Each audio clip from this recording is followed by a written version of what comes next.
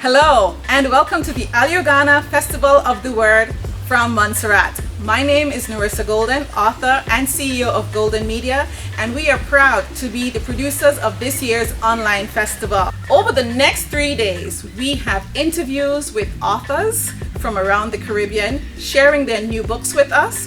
We also have workshops just for you if you are ready to write that new children's book or you need to understand how to promote your book. We hope that you are going to stick with us right here on the Alliouagana Festival of the Word page or Discover Montserrat, where you're going to get all of the information and you can engage in the workshops live on Saturday morning. See you then.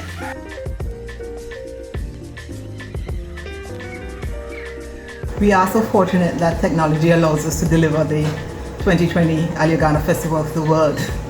And I consider myself particularly fortunate to have been able to hand over the reins of this festival to Mistress Nerissa Golden. She is a media specialist, writer, and has had a long involvement with the literary festival, and was therefore the ideal choice when we realized that we needed to take the festival virtual this year.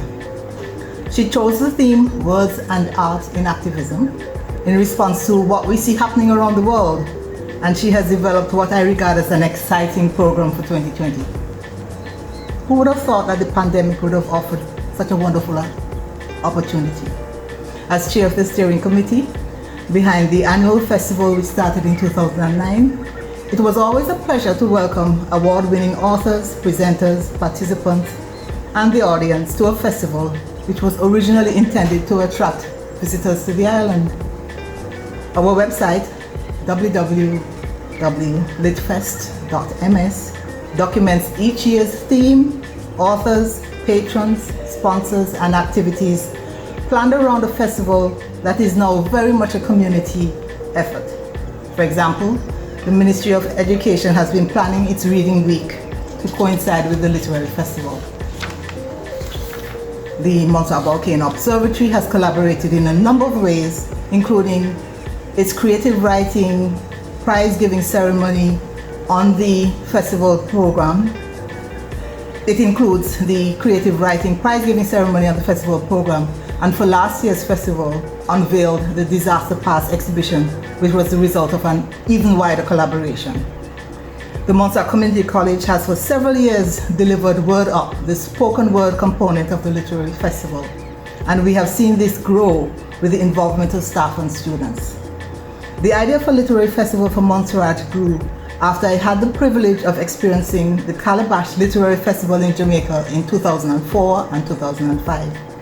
I thoroughly enjoyed the presentations made by world-class authors, as well as the ambience at Treasure Beach in Jamaica.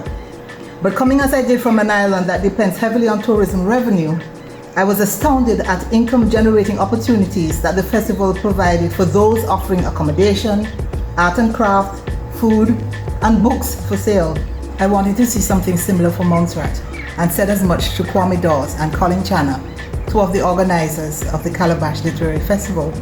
And the conversation continued for years with them, and with so many others, including our own Montserratian authors, Professor Sir Howard Fergus, the late Professor George Irish, and Archie Markham, who unfortunately died before the inaugural festival. But he had already sent me a play that he had written for the festival, which he wanted to be produced by Montserratian playwright David Edgecombe. I also had discussions with Montserratians Joy Bramble and Pam Arthurton, who were behind the Antigua Literary Festival. We played with the idea of developing our festivals as a 2-weekend package for visitors. As I look back at what was accomplished over the years, I'm particularly grateful to the Montserrat Tourist Board with its Challenge Fund, which gave the festival its start. Indeed, it would be remiss of me not to mention former DFID advisor Peter Wilson, with whom I discussed the idea of the literary festival and who was behind the conceptualization of the Challenge Fund. I owe a debt of gratitude to Trinidadian Elliot Bastian, author, writer, and published author, who was working with the Tourist Board at the time. He put me in touch with Rachel Manley, who has been instrumental ever since with putting me in touch with excellent authors. I think of Barbara Arundel, owner and manager of Best of Books, the bookshop in Antigua, who has provided books for our festival since 2009.